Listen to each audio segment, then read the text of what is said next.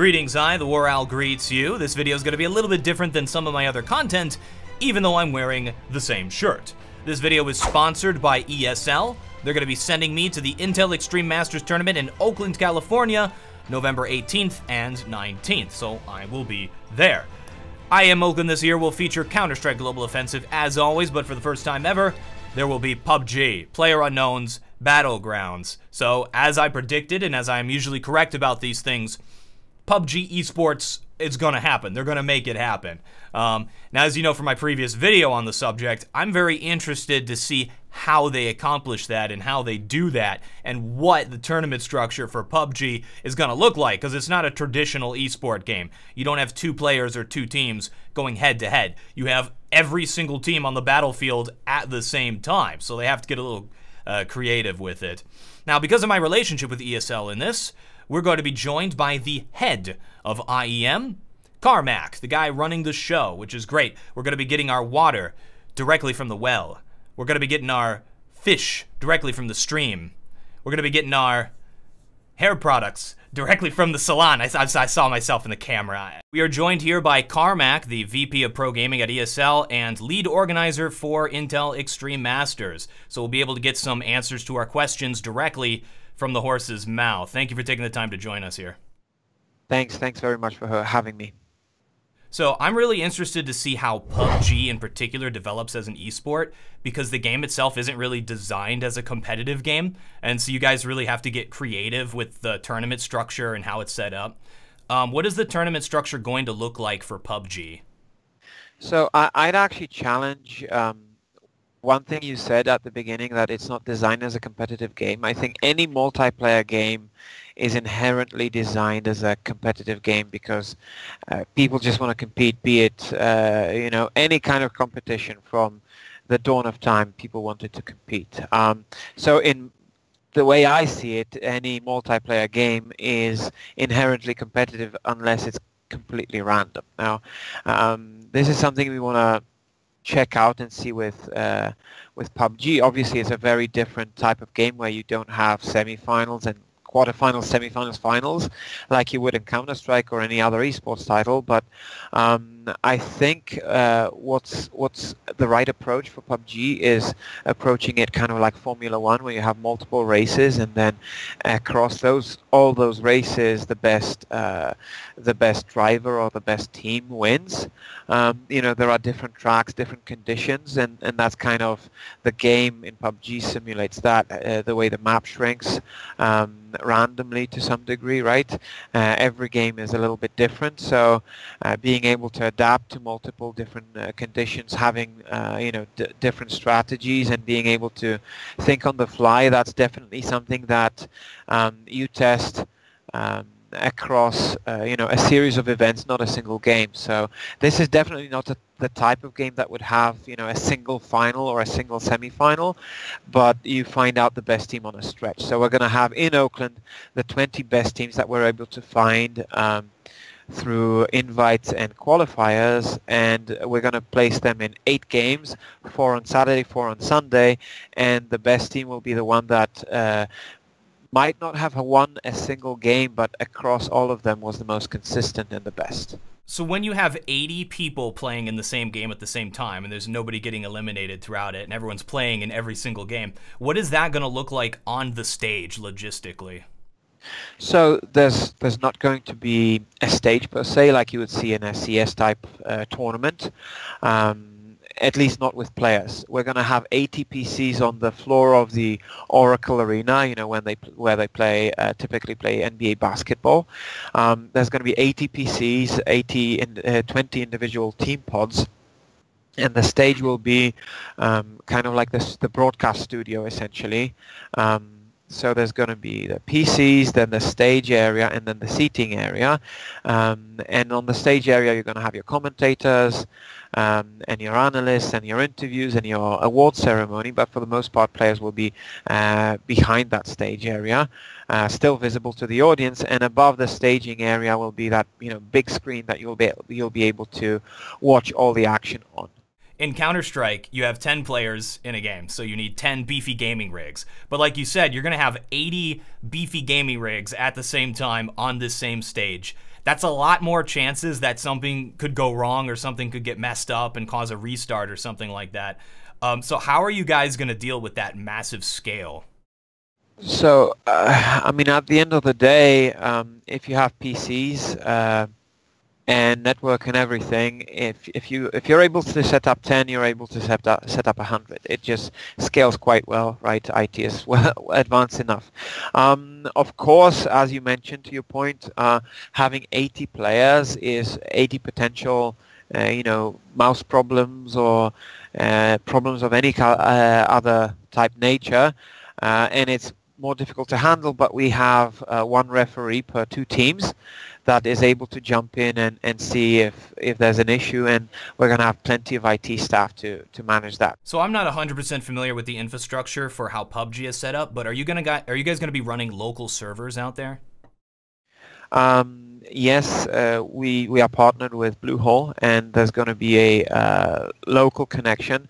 That's good, because I've seen that go horribly for games that require online. I'm not going to name them because I want to be respectful, but yeah, I've seen entire tournaments just get ruined because of that. So it's good to hear that you guys are running your own setup. But again, I assume that brings its own challenges. PUBG has a lot of people interested in it, has a lot of players. It's got good mechanics, but from my perspective, and that's the perspective of somebody who's just watching it on the outside, it looks like the most challenging aspect is going to be the spectator experience. So when you have like limited spectator controls in a game that's still being developed, and you have 80 people on the battlefield at the same time, how are you guys going to ensure that the important action is not going to be missed? Charles, the producer of the show, he's found people with experience observing games like World of Tanks, games like Counter-Strike, and people with hundreds or in some cases 1,000+ hours in PUBG that know the game. So we're going to have a number of observers with an observing director who tells them overall what to do. So what you normally have in CS, for example, is 2 observers, usually 2, maybe 3 sometimes, where one observer is the main, the other catches kind of the call it alternative angle, or sometimes the third person if they're kind of stacking and climbing some area or whatever. Here we're going to have multiple observers that will be, for example, jumping in to create a 4-way split between an entire team. So you're going to jump into TSM guy A, you're going to do TSM guy B, C, and D, and then we're ready for a split screen, for example. And then when we transition to different areas, we're going to have the overview camera. So if there's there's a fight at school or wherever, and there are 4 squads there, we're going to have the base placed camera person there showing kind of the tactical overview before we go into the detail with maybe a POV shot or a close third-person shot, wherever we predict the action to be. Will we predict all the action, all the kills that happen? I don't think so.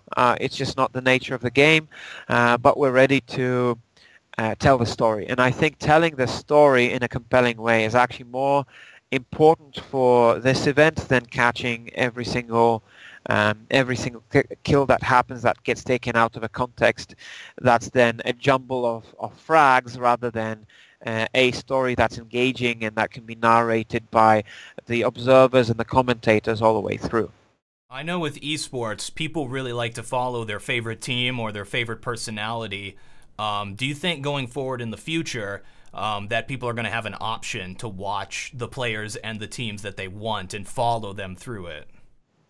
Absolutely. I think PUBG is crazy interesting in that it produces not a single story like a StarCraft match would, or a Counter-Strike match would, or a League of Legends match would, but actually very unique narratives where each individual squad makes an individual choice that determines the strategy and how the entire gameplay might evolve. And being there live, to hear the thought process, for example, I think listen-ins to teams, just as the circle is shrinking, the map is shrinking, the blue changes, the shape of the map changes, and listening to teams about immediately what their game plan is, what they want to do, is immensely interesting, and it's a ton of possibilities that didn't exist to tell the stories in other esports, right? Because in other esports it's like a boxing match, everybody sees everything, but in PUBG it's fascinating how many possibilities there are. And I'm only going to say that we're probably going to do a very good job for that one event, but if I would be very surprised if our setup for Oakland would not be considered pretty basic 1 year from now. Now, let's talk about Counter-Strike, because I know that my viewers are going to bite my head off if I don't mention and bring up and talk about Counter-Strike. Now, Counter-Strike's been around for a long time. I've seen tons of different tournament structures, tons of different tournaments, and a lot of it is figured out. But I saw that you guys are doing something a little bit different this time at IEM Oakland. Could you go over the different structure that you guys have this time? Sure. So our structure is actually a structure that is almost exclusively employed in Intel Extreme Masters, and it's not very common outside. We have a call it a non-standard tournament with 12 teams. It's usually either 8 or 16 teams, where we have 12 teams split into 2 groups of 6, and they all play round robin. So every team plays each other 1 time. And at the end of the day, group winners will be getting a bye, so no opponent in the first round in the quarterfinals, and group seconds play group thirds from the other group, which creates a very interesting format because for 2 straight days we don't know actually exactly that SK Gaming is in or out, NIP is in or out, and the entire group is practically wide open for 2 days, as opposed to the traditional setups where, okay, you've lost your first round in the group, now you're in the lower bracket, oh, you're out. So what we've noticed, the engagement with our events is much, much higher if NIP fans can enjoy 2 completely full days of competition, and they don't know whether or not NIP actually goes through to the playoffs or not. So this is, this keeps the teams in the game for a longer time, and it's also important for us. We run qualifiers in all sorts of regions, and it's important for us that there are teams that can actually go through open qualifiers and enter an event. So teams like the Mongols from Asia, it's important to me personally that those guys get an opportunity to play against 5 different opponents and face 5 different styles in an actual competitive match, as opposed to be playing just 1 or 2 opponents and potentially going home on a defeat, because I do believe this is in order for the teams from air quotes weaker regions, they need tournament exposure, maximum tournament exposure, and the 6-team round robin system does that in a way that doesn't make the tournament boring for the viewers, in my opinion. I look forward to seeing how IEM Oakland goes. Best of luck to you. I know you're probably really busy right now, and I think it's, what is it, like a week now? Yeah, it's a week. It's a week from, I think it's a week from the first games, or 6 days or something. Okay. Yeah, I look forward to it, and thanks for taking the time out to answer some of these questions. Thank you very much. I'll be at IEM Oakland in person myself. ESL has sponsored this video to promote it, and they're going to be sending me there. If you also would like to go, use offer code WAROWL. That's offer code WAROWL. When you purchase your tickets, there'll be a link inside of the description of this video. You'll get 15% off the price of your tickets. Now, I'll probably be doing some signing sessions while I'm there through the venue. I'll look for ways to meet up with you guys. I don't leave the owl nest very often. I like to stay home and kind of do my own thing, as you guys know. But one of the highlights of being the War Owl for the past few years has been meeting you guys in person. So thank you for that, and thank you for watching this video. I am the War Owl, and I still have no closer.